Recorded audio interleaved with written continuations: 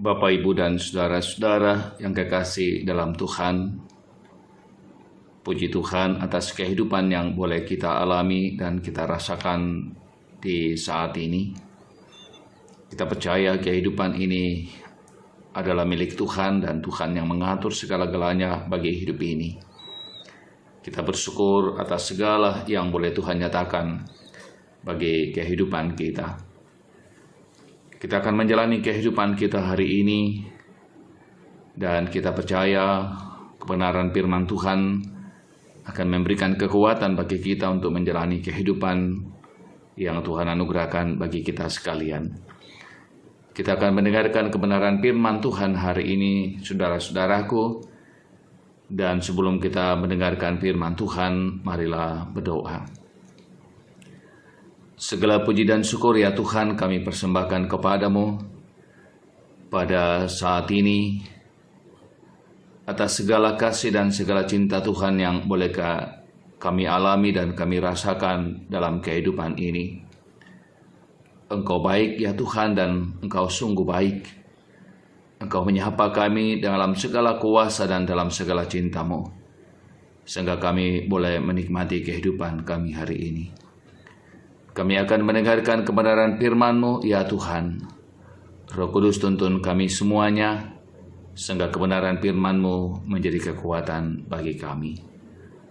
Di dalam Kristus Tuhan kami berdoa kepada Bapa di sorga. Amin.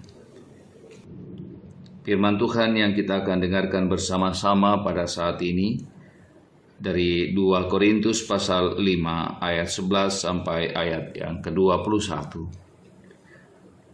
Firman Tuhan berbunyi bagi kita sekalian, pelayanan untuk pendamaian.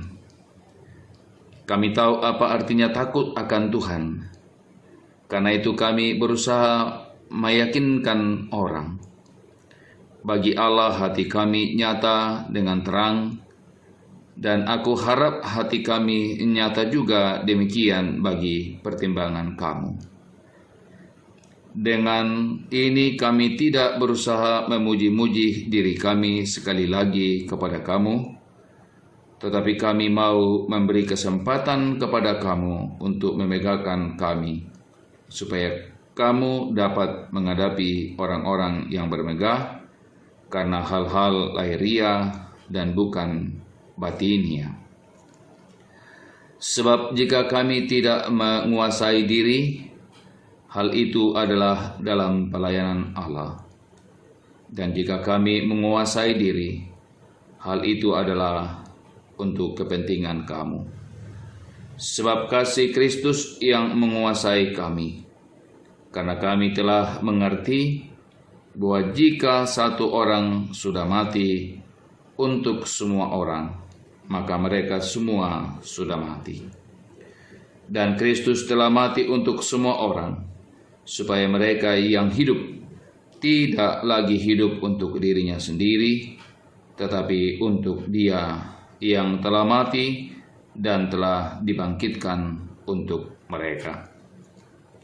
Sebab itu kami tidak lagi menilai seorang juga pun menurut ukuran manusia. Dan jika kami pernah menilai Kristus menurut ukuran manusia, sekarang kami tidak lagi menilainya demikian. Jadi siapa yang ada di dalam Kristus, ia adalah ciptaan baru. Yang lama sudah berlalu, sesungguhnya yang baru sudah datang. Dan semuanya ini dari Allah, yang dengan perantaraan Kristus telah mendamaikan kita dengan dirinya, dan yang telah mempercayakan pelayanan pendamaian itu kepada kami.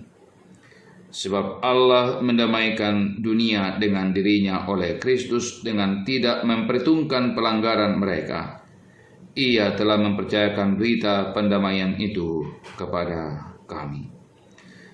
Jadi kami ini adalah utusan-utusan Kristus, seakan-akan Allah menasihati kamu dengan perantaraan kami. Dalam nama Kristus kami meminta kepadamu, berilah dirimu didamaikan dengan Allah. Dia yang tidak mengenal dosa telah dibuatnya menjadi dosa karena kita, supaya dalam Dia kita dibenarkan oleh Allah. Demikian firman Tuhan bagi kita sekalian. Amin. Bapak, Ibu, dan saudara-saudara yang kekasih dalam Tuhan, puji Tuhan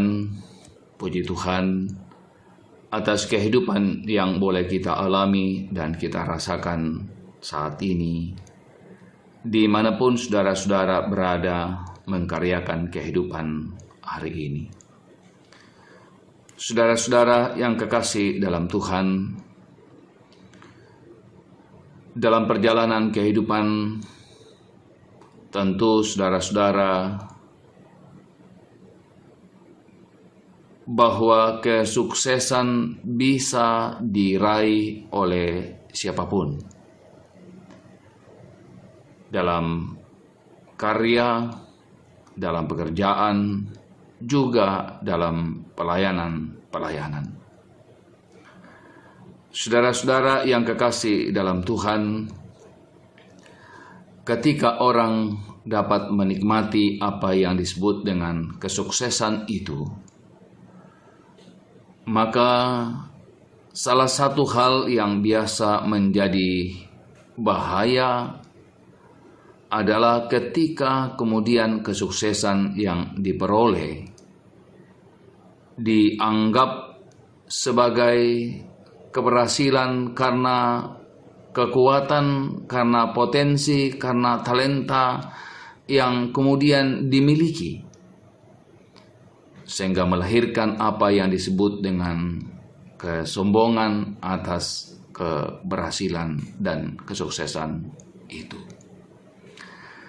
Saudara-saudara yang kekasih dalam Tuhan, Paulus adalah sosok pelayan yang tentu kita melihatnya bahwa dia adalah seorang pelayan yang luar biasa. Bukan karena keberaniannya untuk memberitakan Injil saja, tetapi saudara-saudara, motivasi dan lingkup pelayanan yang sangat luas yang kemudian menjadi tujuan dari Rasul Paulus untuk kemudian memberitakan tentang kebenaran Injil di dalam Yesus Kristus. Nah, saudara-saudara yang kekasih dalam Tuhan, ketika ada banyak orang, ketika mengangkat pekerjaan dan pelayanan, merasa diri bahwa itu yang dilakukannya, yang berhasil merupakan kesuksesan pribadinya, maka Paulus dalam pembacaan kita melihat bahwa apa yang kemudian diperolehnya tidak boleh kemudian menjadikannya menjadi sombong dan angkuh dan kemudian memuji-muji diri. Saudara-saudara yang kekasih dalam Tuhan, pertanyaan pentingnya adalah bagaimana agar kemudian kita, ketika kemudian kita menikmati apa yang kemudian disebut dengan kesuksesan itu, tetap kemudian kita menikmatinya dalam kerendahan hati. Pembacaan kita, saudara-saudaraku yang kekasih dalam Tuhan, mengajarkan bagi kita bahwa Paulus ketika kemudian memiliki dan mencapai keberhasilan, ia memandang keberhasilan itu bukan karena kekuatannya, tetapi karena ia telah menikmati apa yang telah dianugerahkan oleh Allah bagi dirinya di dalam Yesus Kristus. Dia berkata begini, saudaraku, dan Kristus telah mati untuk semua orang, supaya mereka yang hidup tidak lagi hidup untuk dirinya sendiri, tetapi untuk Dia yang telah mati dan telah bangkit untuk mereka. Jadi seluruh apa yang dilakukan Paulus adalah dalam rangka dia melayani Yesus yang telah bangkit. Apa yang dikerjakannya dalam rangka ia melaksanakan pengabdiannya kepada sosok yang telah menyelamatkan dia, yang telah mendamaikan dirinya dengan Allah, yaitu Yesus Kristus.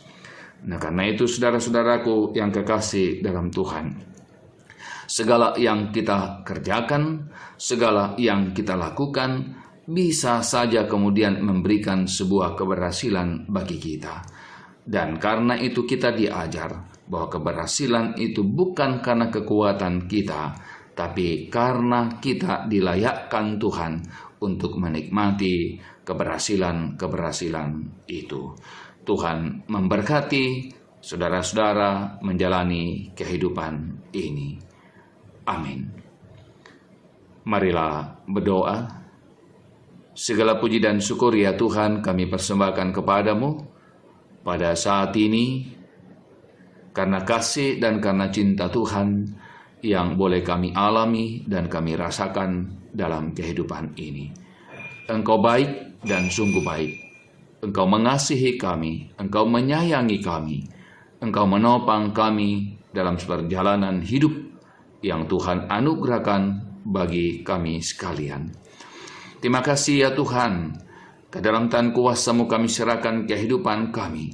Biarlah kiranya hari ini ada tangan kuasa-Mu yang penuh kuasa, yang penuh cinta, menopang kami menjalani kehidupan ini.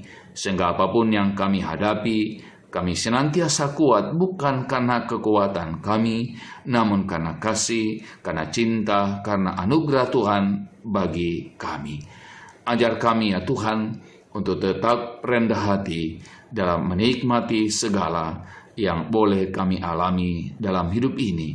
Karena kami percaya semua yang boleh kami alami dan kami nikmati pemberian Tuhan, anugerah Tuhan bagi kami. Dan kami belajar untuk menikmatinya di dalam kerendahan hati kami. Ini doa kami Tuhan, ini permohonan kami. Di dalam Kristus Tuhan kami berdoa. Haleluya, haleluya. Amin.